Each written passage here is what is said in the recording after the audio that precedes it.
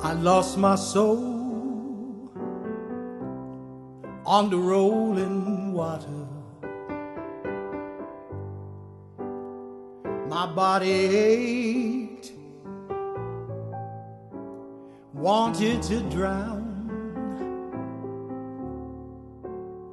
Came to a land where I shouldn't oughter. A land where they learn me to frown.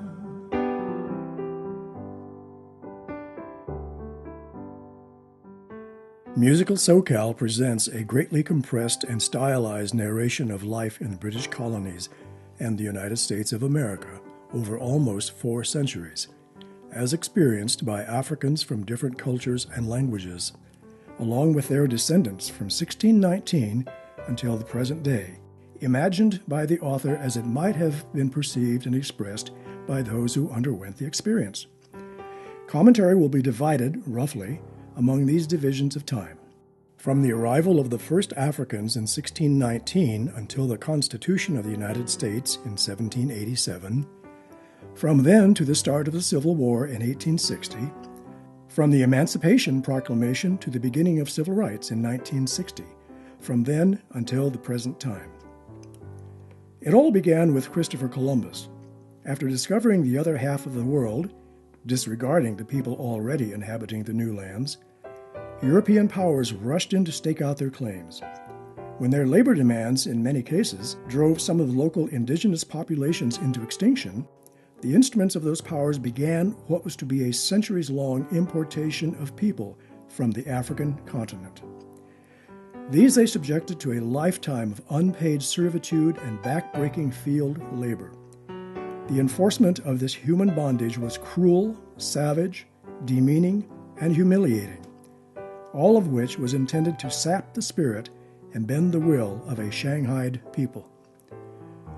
As odd as it may seem, of the 12 million Africans brought to the New World over 3 centuries, only about 5% of them remained on the North American mainland.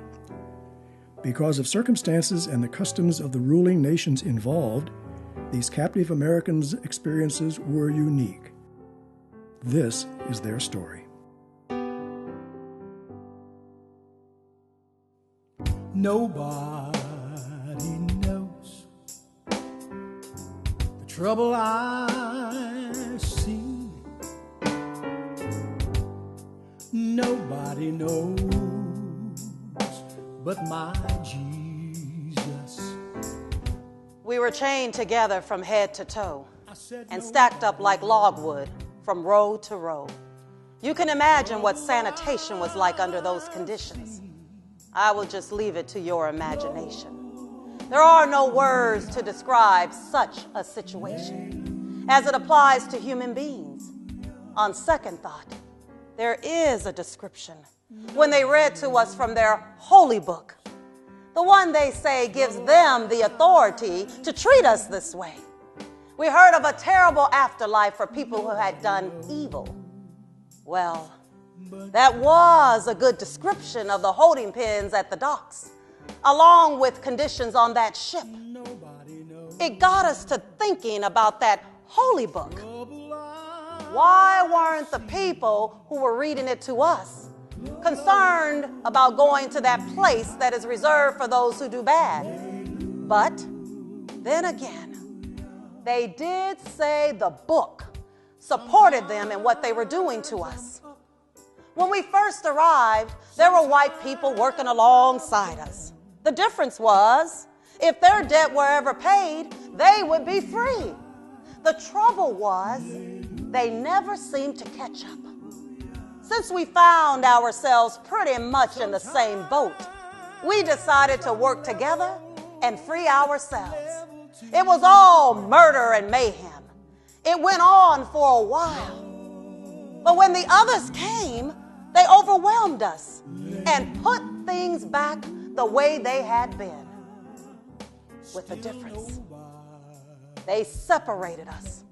And from that point on, we and they knew who was who.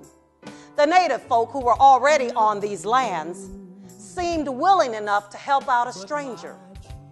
Although they showed the newcomers how to live here, they were expected to learn how to live and dress like the strangers.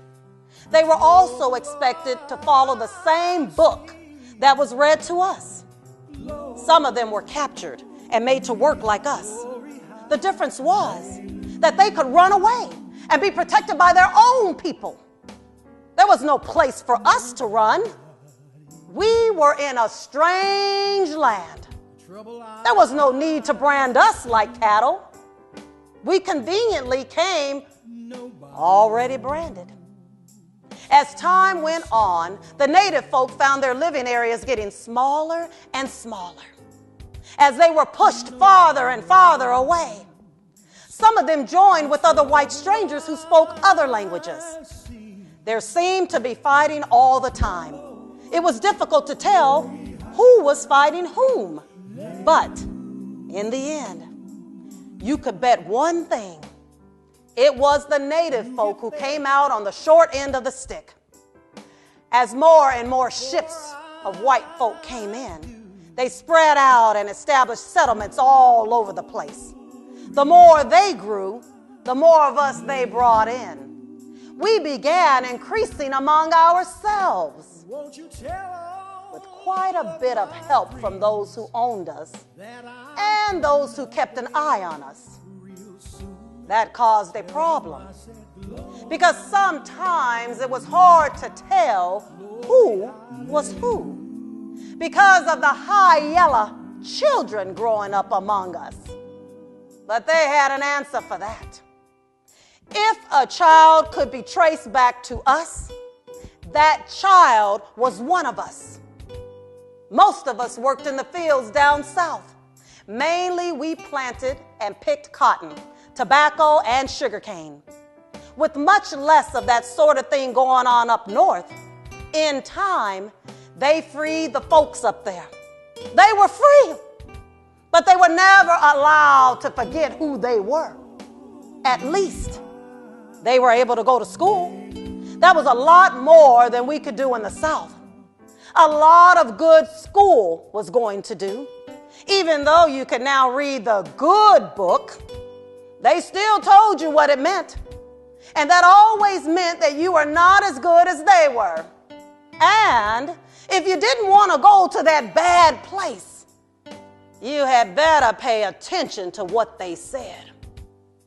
As the colonies became more organized, we began to hear a lot of dissatisfaction with the people on the other side of the ocean, the ones who sent them here. We heard them talking about turning away the soldiers who were sent from England and on the other side of the ocean, and them wanting to make their own country right here. The best thing, we heard that new country was going to have freedom and justice for everybody. Boy, we could hardly wait. Maybe that good book was right. All along, it was those people across the ocean who were making them do these things to us. And as soon as they got rid of them, everything was going to be fine. We just couldn't hardly wait. They wrote it all down. We hold these truths to be self-evident, that all men are created equal, that they are endowed by their Creator with certain unalienable rights. And among these are life, liberty, and the pursuit of happiness. Hallelujah! We knew our time had come. These folks were finally breaking free from all those evil people on the other side of the ocean. They wrote it all down. Boy, we could hardly wait. The war went on for many years. We could hardly contain ourselves. We knew that if they could chase those soldiers back across the ocean, our Jubilee time would be here. Boy, we could hardly wait. The people who were owned by the man who was leading the army, that General Washington, were particularly happy.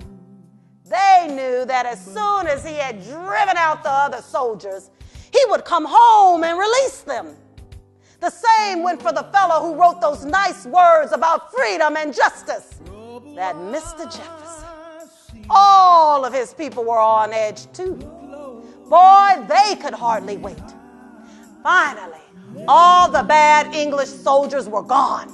We heard that the fellow who had written those nice words, that Mr. Jefferson, and the one who was in charge of the army, the one they called General Washington, got together with other smart fellows to write out all the laws for the new country to follow. This was what we were waiting for.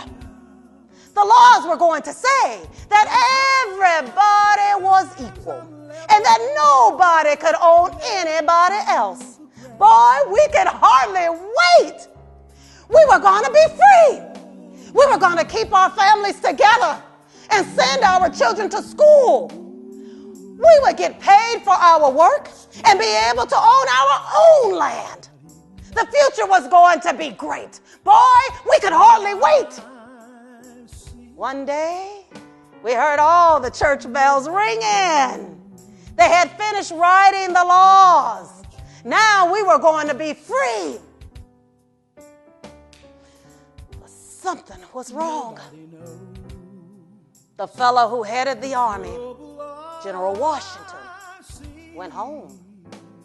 The fellow who wrote the nice words, that Mr. Jefferson, went home. But they still owned their people. Nothing changed. They didn't explain. Things just stayed the same. Nothing changed in any of the settlements. The ones who owned us were free from those people across the ocean. But we were not free from them. Oh, that must be it. Those words, those laws, they were only talking about themselves. We were never a part of all that. All those ringing bells, all of that shouting, all of those muskets and cannon being fired in jubilation. None of that was for us. It was as though nothing had changed. Nothing had changed. For us, that is. After all that waiting, not. Won't you tell all of my friends that I'm coming up there real soon? Tell them I said glory high, glory hallelujah.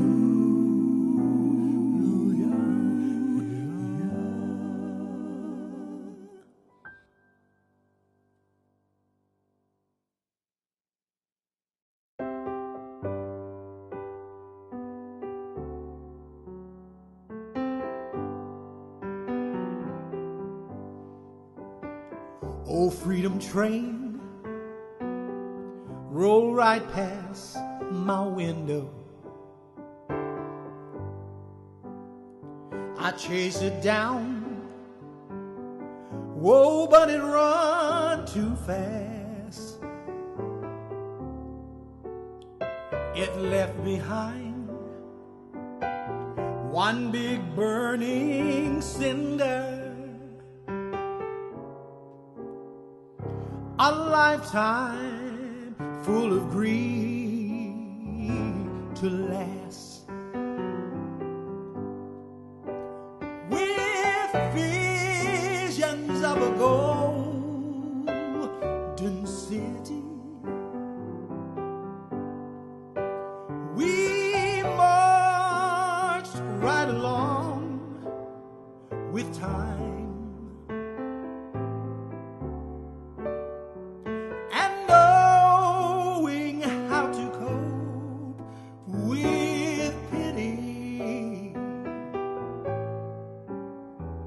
We kept our eyes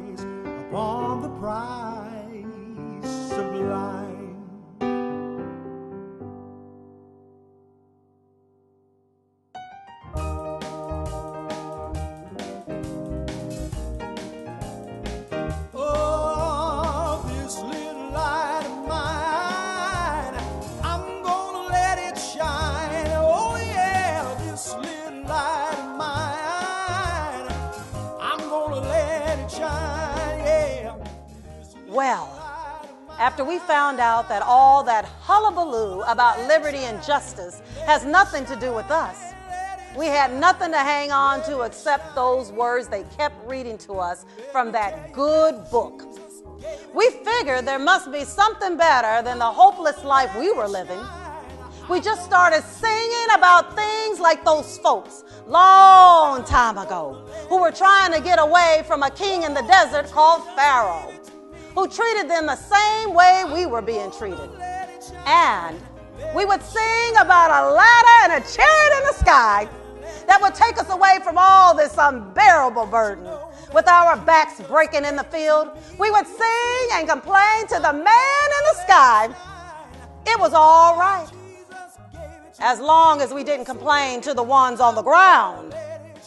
When they let us have preachers, we would get together on Sundays and sing and shout and dance and let out all the frustration we had built up during the week. That's all there was.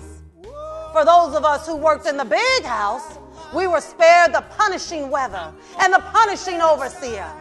But it wasn't your house and it wasn't your home. Without hope, you had to dig down deep to find something to hold on to. The worst times were when somebody was going to be sold with so little else. It was unbearable when a mother, a child, or a friend was torn away from you and you knew you were never going to see them again. It was like dying without a funeral. The little cabin and those around you were all the comfort there was. Even that wasn't yours. When the owner decided to come down and take what or whom he pleased, that was when the change of color started happening in the cabins and the big house. The owners and the overseers never owned up to their own children. We had to learn to be humble and quiet. Those who weren't became well acquainted with the whip. And if the whip didn't make good company, there were other means that would break you or kill you. We started hearing tales about one of us, some Nat Turner, who got others together, and they started killing owners and their families. That was when things became tense, and any relaxation you might have enjoyed before was shut down. They finally caught up with them, and the fellow who started it all, that Nat Turner, was strung up along with the others they caught with him. After that, nobody trusted anybody anymore. The fellow who had led the army in the big war, that General Washington, was made president of all the colonies for a while. After a time, it was the fellow who left us out of all those nice words he wrote, that Mr. Jefferson. With all the fighting over liberty and justice, it's funny how they never took notice of all the people they were leaving out. There was a lot of new land where they started building other settlements. We heard the folks in the north and those in the south were in great disagreement about whether they would allow us in those new lands. As a matter of fact, it seems that was all they would talk about. It got to be pretty hot. There was a kind of crazy fellow they called John Brown, who, with his sons, was out there killing folks, saying that they had no right to own us or take us anywhere, and that the only right thing would be to free us and let us go. Then there was all this talk about armies getting together by the north and by the south over this business about taking us into the new lands. It was about to start another war. The folks in the south were saying they would start a new country if the folks in the north didn't allow them to take us into the new lands. We heard about some folks in the north who were helping those of us who could run away and get up there. They were called abolitionists. some of us who had made it to the north would come back and help others do the same. It was called the Underground Railroad. They would work out routes where they were helpful people all along the way. They would hide you until it was safe and then pass you on to the next stop until you made it safely all the way up north. That upset the folks in the South. They managed to pass some kind of law that allowed the owners to go up north and bring us back, no matter who tried to protect you. If they saw you or somebody who looked like you, all they had to do was claim you belonged to them, and you went right back. The only ones who really got away were those who went to another country farther north called Canada. After they passed that law, everybody started talking about going there if they could get away. We started hearing about a tall fella called Abraham Lincoln, who was making the folks in the South nervous. They said if he got to be in charge, they definitely were going to make a new country. They said he was hard set against them taking us into the new lands. In the meantime, that crazy fella, John Brown, who had been out there with his sons fighting to keep us from being taken into the new lands, started a big ruckus by trying to get us to join him and his sons to take over a place down by Harper's Ferry where there were a lot of guns. They got into the place and held it for a while. Eventually, the army got there, and one of the sons was killed. They took John Brown to a courtroom, and then he was strung up. Boy, he must have been crazy, trying to free us. Well, it happened. That tall fella, Mr. Lincoln, finally got to be president. The folks in the South were fit to be tied. One state after another, they started joining in to be another country. We heard about a place called Fort Sumter. Then everything went boom. Let it shine, Lord, let it shine, oh Lord, oh Lord, let it shine, let it shine, let it shine, oh Lord, oh Lord.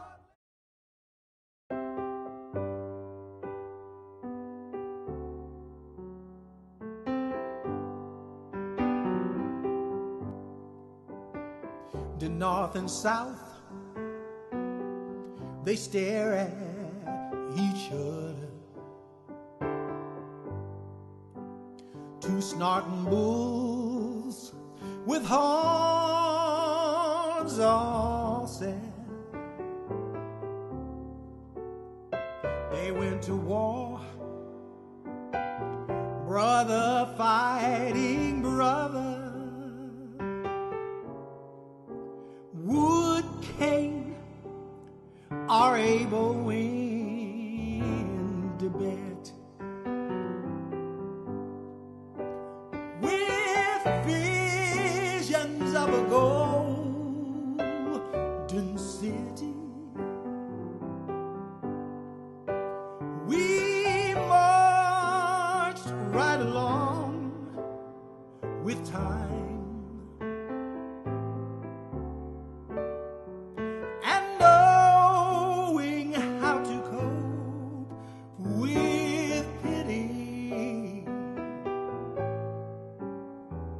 We kept our eyes upon the prize sublime.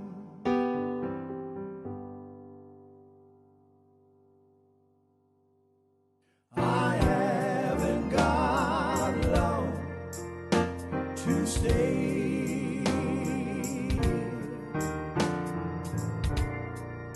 Steal away, steal away. Steal away to Jesus. After Fort Sumter, things went quiet for quite a spell.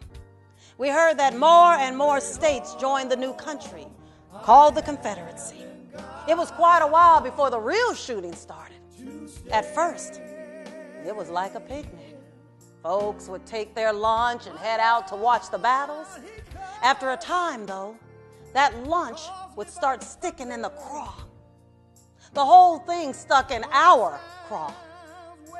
We didn't know what to think. Mr. Lincoln said that he wasn't going to do anything about us. He said he only wanted to stop the fighting. He didn't want them to break up the country they started after the big war called the United States.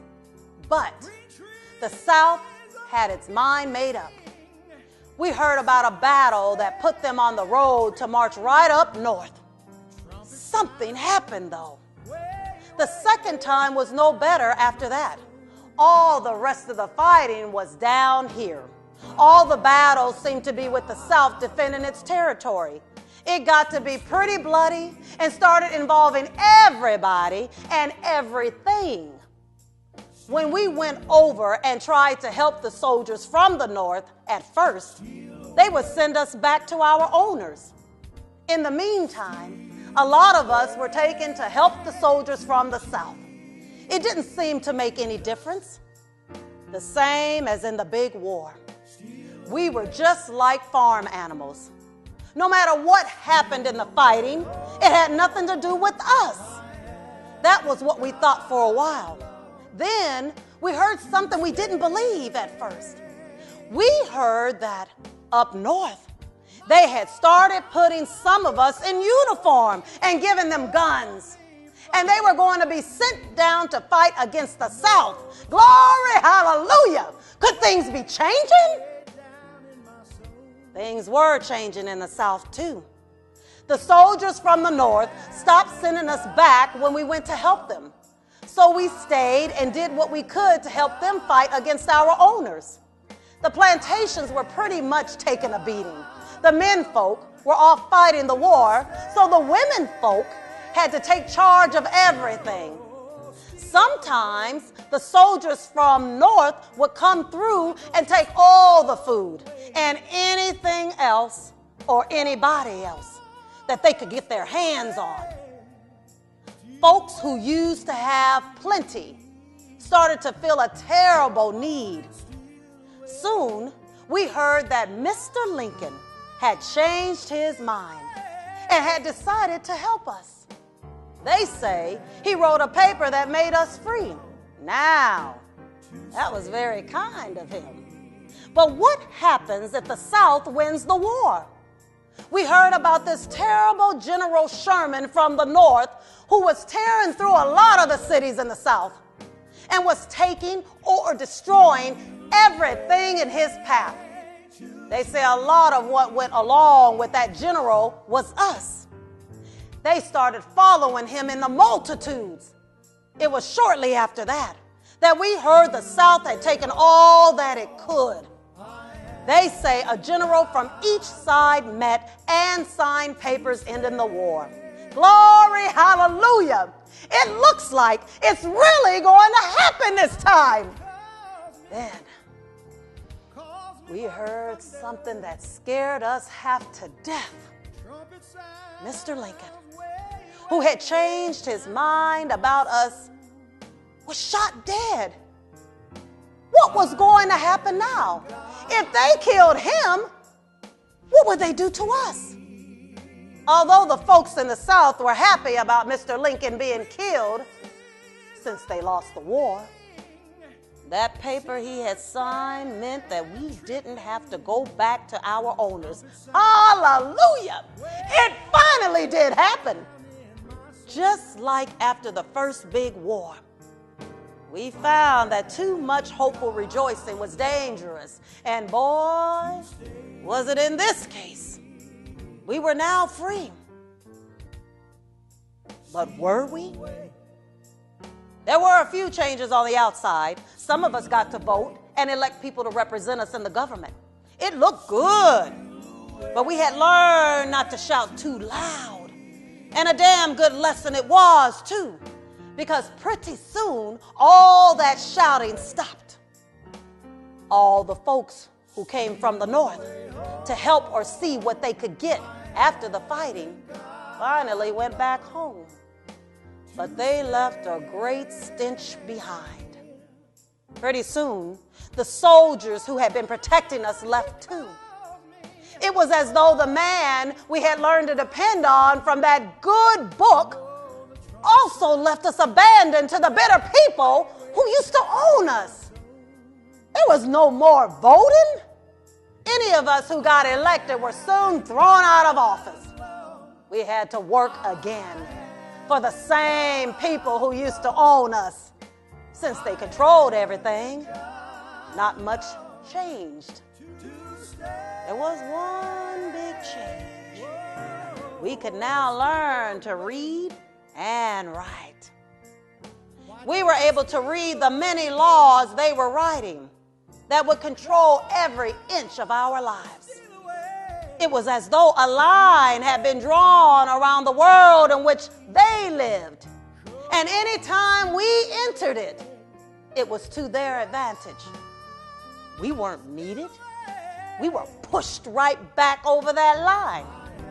In a sense, it was worse than when they owned us. At least then, we were protected property. Now that we were living in this strange freedom, nobody protected us. As we began to learn more about the real reasons for the war and the laws afterward that had given us complete citizenship, we began to insist on our rights as citizens. That is when the terror began. The folks in the South were so disappointed and bitter about the outcome of the war that they turned us into the scapegoat, the one on which they were going to take out every last bit of revenge for the bitter pill of defeat they had to swallow. So as to protect the identities of prominent people, they created a secret hooded army all over the South called the Ku Klux Klan. Whatever offense, real or imagined, with which we were charged was brutally avenged by these secret terror militias. This attitude was felt by people in general, to the point where, day or night, we could be accused of anything on anyone's say-so. Punishment would be done in the street. Folks would come with their children and cameras to watch the spectacle. Ears, noses, and genitals would be cut off. Vital organs would be cut out. The satisfied crowd would go home with pieces of the victim as souvenirs. What was left of the victim was burned. The more careful, hooded night riders would come and drag you out of bed in the middle of the night. If it was needed, a whipping would be provided. If it were worse, the morning would find you swinging from a tree. These terrors and the job openings up north caused a lot of us to start leaving the South. Although we weren't restricted there as much as in the South, we learned not to relax too much up there either. Even though a lot of the personal controls were gone, there were more other obvious and not so obvious pitfalls to look out for. The big difference was, in the South, you were familiar. You were always underfoot, and every action by you was anticipated. In the North, you were pretty much invisible until you got in somebody's way. Being ignored like that, we were free to make our own life, and that we did. We were like birds that had been moved to a much larger cage. Although we had had newspapers in the South, in the North, we were able to expand on them and even use them to expose the awful things taking place in the South. Better educational opportunities gave us our own doctors, lawyers, and teachers. We were making our own communities on the order of those we could not be a part of. We began to expand in the arts, music, dance, literature, theater. We began to make an impression in national and international circles. Sadly, we were received with much greater recognition and respect in other countries than in the land of our birth. It would take decades for that attitude to change. The Great War in Europe expanded those attitudes on both sides. While we were humiliated as lesser citizens in separate military units, to the chagrin of our fellow countrymen, we were hailed as conquering heroes and celebrated accordingly. Of course, once back home, we were reminded who we were. After the excitement of the flapper era, where much of our music was on display, the country descended into the Great Depression. Since we were already on the bottom, we were experts in doing with less. President Roosevelt's New Deal was intended for participation by all, and we took full advantage. The Harlem Renaissance was born, and we dug our way out of the Depression. The fires of war again lit in Europe. The country pretended it had nothing to do with us. Boy, were we wrong. After Pearl Harbor and the horrors of that war, we entered a new era with further humiliation in the ranks of a Second World War. Despite the heroics on the ground, in the air, and on the sea of our put-upon service people, we knew it was time to demand full citizenship rights. We saw how easy it was for American citizens of Japanese ancestry to be deprived of their constitutional rights.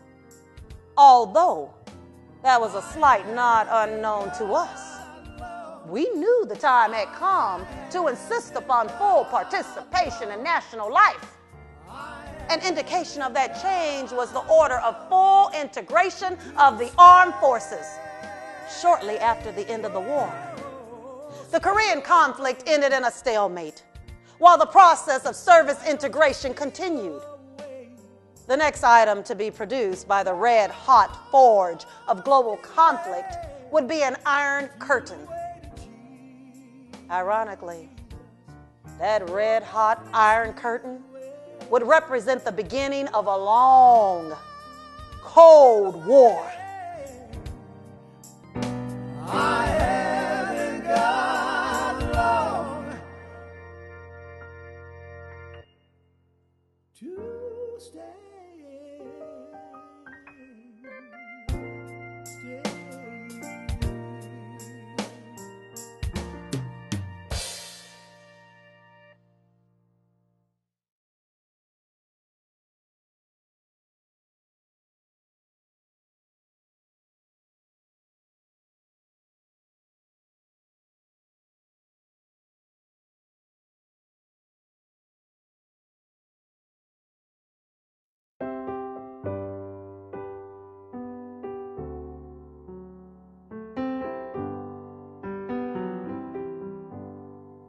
The past was dark, hate-filled, cruel and lonely. We sank so low, we lost the sun. But from now on, though the road be stony, yeah, whoa, it's freedom, freedom till the battle is won. With visions of a golden city, we marched right along with time.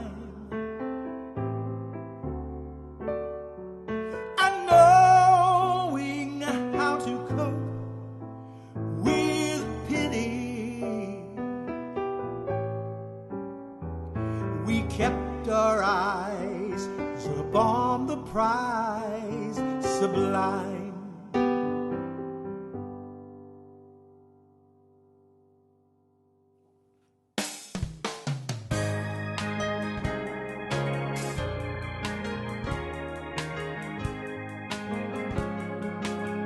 We shall overcome. We shall overcome. We shall overcome. We shall overcome. After the pain, humiliation, and despair, and being forced to do free labor for those who held us in chains like animals, after a long war between two halves of a country, both oddly claiming the freedoms guaranteed by the same documents, a war in which our own blood and lives were expended to buy our freedom, after 2 world wars in which we were further humiliated by being treated as less than the same people with whom we were serving. After all of this, we found that nothing now would stand in the way of achieving absolutely full and unabridged rights as equal citizens of these United States of America. We vowed to use the nation's founding documents, those very same documents that allowed Lady Justice to cover only one eye, to press for the recognition of the stated intent of those documents. We knew it was going to be a long, hard struggle, the same as it had been up to this point, of course. But we were determined to see it through. In addition, we were determined to do it peacefully. We knew that violence on our part would be futile and non-productive. We were aware that violence would come at us, as it always had. But this time, eventually under the leadership of Dr. Martin Luther King Jr., we would let the violence defeat itself. Others who hated the unequal application of justice offered their help. They were too intimidated by threats to their own lives and livelihoods to get out in front and lead the parade. It was our fight, and we were going to have to be the drum major.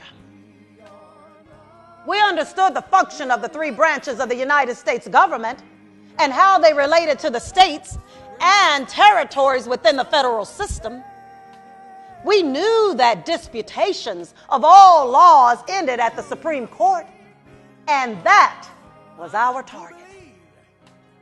In the past, the Supreme Court had upheld many of the petty and gross prejudices that had been built into the laws of mainly the southern states. Laws of similar intention were more slyly crafted in the North. Our intention was to direct all offending laws to the Supreme Court. The Supreme Court in the past had supported some of the most heinous excesses of a bigoted nation. However, with the United States now the leader of a world with its mixture of races, colors, and religions, we knew that America's highest court could not afford to be seen as a collaborator in the unequal application of justice among its citizens. With racial prejudice having been a part of the DNA of this society over several centuries, we knew the fight was going to be drawn out and ugly. But ugly was no stranger to us. The South had to be dealt with first. It had a host of draconian laws, and they had to be protested in court. It was expected that their own courts most likely would uphold the offending laws, and that it would have to be up to the Supreme Court, which was on the hot spot. One by one, their laws fell, and along with them fell the civility of the populace. There was mendacity and mayhem and murder. Through it all, we stood there proud, put upon, but unmoved, accompanied by those in sympathy with our cause. We of the North made forays into the South, testing their application of the nation's laws that were beginning to challenge their bigoted system. They did not take well to these challenges, and we and our companions felt their wrath. Their resistance had become so inflamed that it became necessary for the president to field military units in order to ensure that the country's laws were being enforced. Eventually, more violence-prone elements began to appear amongst us. Fortunately, they were more for show than anything else. And the main push of peaceful pressure continued unabated. Next, the North's hypocritical stance began to be challenged. When its more subtle racial attitude was challenged, it reacted more or less the same as its southern cousin. In the meantime, there had been other wars, along with the Cold War, which increased the prominence of the United States in the world. The nation no longer could defend the unequal treatment of its own citizens. Bit by bit, the barricades fell. In much the same way that a dividing wall in Europe soon was to fall, the world, and certainly the United States, became aware that dividing people by groups fast was going out of fashion. The Supreme Court did its job and finally had become the dispenser of equal justice, precisely as that function had been laid out in the Constitution. Certainly a little late, but nevertheless, a relief to Lady Liberty. She could now go about her business as a properly blindfolded emblem. Of course, her job is not completely over. But as long as her scales remain equally balanced, we will know that she is still on the job. So, here we are, having reached a world for which our ancestors struggled. It is far beyond any of their imaginings. Their desires were a lot more basic. They simply asked for freedom and respect. That's a funny word, respect. All it means is for me to give you your due and for you to give me mine. For so long, it seemed so hard for that idea to catch on. Respect? Oh, yes. We now get a lot of R-E-S-P-E-C-T. Some of us get a lot more than we deserve, but others made great strides and in so doing make all of us very proud. Many fields of dreams were built, but we were not welcome. We now dominate those fields and fill the stands. We were so despised that even to put on a uniform and die in battle was too intimidating and too much of a concession for many with manufactured ideas of superiority. Our exploits on the ground and in the air and on the sea could not be denied. And we climbed that brass military ladder all the way to the top. For so long, we were denied even pen and paper. But pen and paper only record creations of the brain. And those mental images merely pile up until one day they explode in the form of literary awards of all stripes. At first, our voices, feet, and histrionics were amusing enough only to be imitated, even if unflatteringly so. Barred from the stage, screen, and radio, those same voices, feet, and histrionics now are surefire box office success all over the stages of the world. Everything, though, has not been so golden. The schoolhouse doors we once banged on so lustily now seem to have lost much of their attraction for a great many of us. That must change. It dishonors the struggle. We must convert overflowing prisons into well-attended institutions of education. The voting booth long was off limits. And that was a wise decision. When the barriers came down, we rushed in, and politics has not been the same since. Our ancestors never could have imagined that the descendant of one of their kinfolk and a daughter of one of those who brought them to this land would one day be the leader of the nation that had denied them their humanity. This golden day may still need a little polishing, but it outshines the clouds of yesterday. We shall overcome. We shall overcome. We shall overcome someday. Deep in my heart, I do believe we shall overcome someday.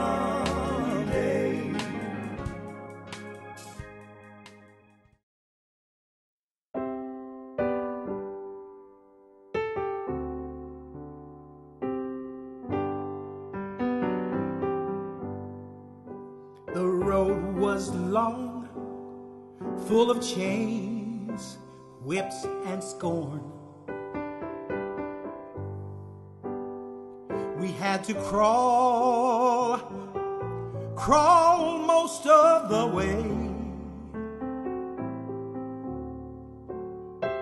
Our inner strength caused us to be reborn and brought us to this golden day. And it brought us to this golden day.